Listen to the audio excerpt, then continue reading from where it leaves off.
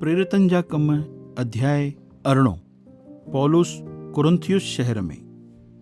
इन खां पोइ पौलुस एथेंस शहर खे छॾे करे कुरिन्थियुस शहर में आयो। उते हिकिड़ो अक्विला नाले जो यहूदी माण्हू पौलुस खे मिलियो, जंहिंजो जनम पुंतुस में थियो हुयो। अक्विला पंहिंजी ज़ाल प्रिस्किला सां गॾु हाल ई में इटली देश मां आयो हो, छोकी रोम जे महाराजा क्लोदियुस सभिनीनि यहूदियुनि खे रोम जे राज्य मां निकिरी वञण जी आज्ञा ॾिनी वई। सो पौलुस उन्हनि सां मिलण जे लाइ वियो। पौलुस ऐं अक्विला ॿिन्हिनि जो धंधो साॻियो ई हुयो, इन करे पौलुस उन्हनि सां गॾु ई रहियो ऐं उहे गॾिजी कमु करणु लॻा। उन्हनि जो कमु तंबू ठाहिण जो हुयो। पौलुस हर सबत जे ॾींहं ते यहूदी प्रार्थना घर में वञी दलीलबाज़ी करे यहूदी ऐं यूनानी जातीअ जे माण्हुनि खे यीशुअ जे बारे में सम्झाईंदो हो। पोइ जॾहिं सिलास ऐं तिमोथी मकदुनिया मां अची करे कुरिन्थियुस शहर में पहुता त उन वक़्त खां पौलुस पंहिंजो पूरो समय वचन जो प्रचार करण में गुजारण लॻो ऐं यहूदियुनि जे साम्हूं इन ॻाल्हि जी गवाही ॾियण लॻो कि यीशु ही मसीह आहे। पर उहे इहो ॿुधी पौलुस जो विरोध ऐं बेइज़ती करण लॻा। त इन ते पौलुस पंहिंजा कपिड़ा छंडींदे उन्हनि खे चयईं, हाणे यीशुअ खे ठुकराइण जे करे परमेश्वर जे द्वारा तव्हांखे सज़ा मिलंदी, त उन जा ज़िम्मेदार तव्हां ई थींदव, मां न हूंदुमि। हाणे खां मां यीशुअ जे बारे में ख़ुशख़बरीअ जो संदेश खणी गैर यहूदियुनि वटि वेंदुमि।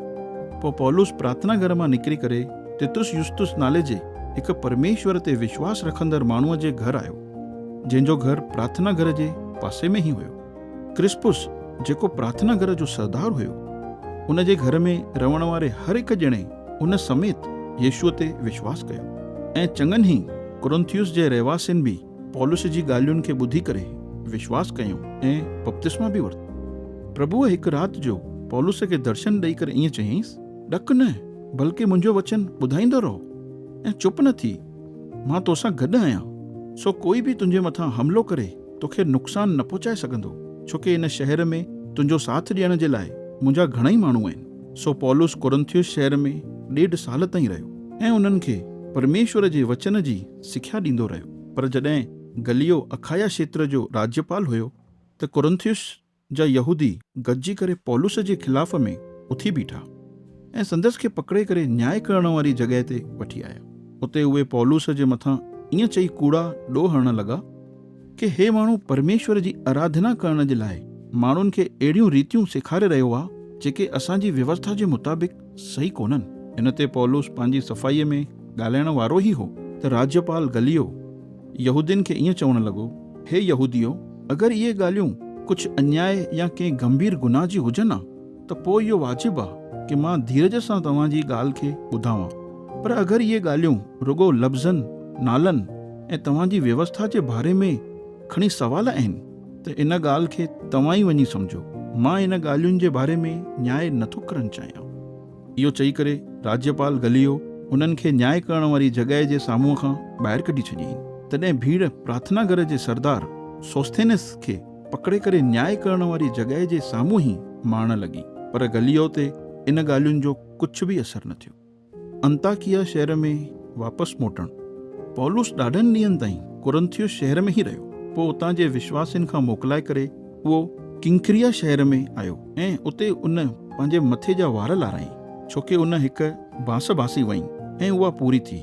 पोइ उहो अक्विला ऐं प्रिस्किला सां गॾु समुंड जे रस्तां हिकु जहाज में वेही करे सीरिया देश ॾांहुं हली वियो। पोइ उहे इफिसुस शहर में पहुता। पौलुस अक्विला ऐं प्रिस्किला खां उते मोकिलाए करे पाण प्रार्थना घर में वञी यहूदियुनि सां दलीलबाज़ी करणु लॻो। पोइ उन्हनि पौलुस खां इहा विनती कई कि अञा कुझु ॾींहंनि ताईं तूं असां सां गॾु रहो। पर पौलुस उन्हनि खे मना कयईं। पौलुस उन्हनि खे ईअं चयईं, अगरि परमेश्वर जी इच्छा थी त मां तव्हां वटि वापसि ईंदुमि। इहो चई करे पोइ उहो इफिसुस शहर मां समुंड जे रस्तां हिकु जहाज में वेही करे रवानो थियो ऐं कैसरिया शहर में पहुतो। उते पहुची करे उहो मथे यरूशलेम शहर वियो ऐं उते कलीसिया जे माण्हुनि खे नमस्कार करे उतां निकिरी वियो। पोइ उहो हेठि अंताकिया शहर में वञण जे लाइ रवानो थियो। पौलुस जी 3 प्रचार यात्रा। पोइ कुझु ॾींहंनि ताईं उते रही करे पौलुस उतां निकितो। उहो गलातिया ऐं फुर्गिया जे क्षेत्रनि में अची करे उतां जे नगरनि में यात्रा कंदो रहियो ऐं उतां जे विश्वासियुनि खे प्रभुअ में मज़बूत कंदो रहियो।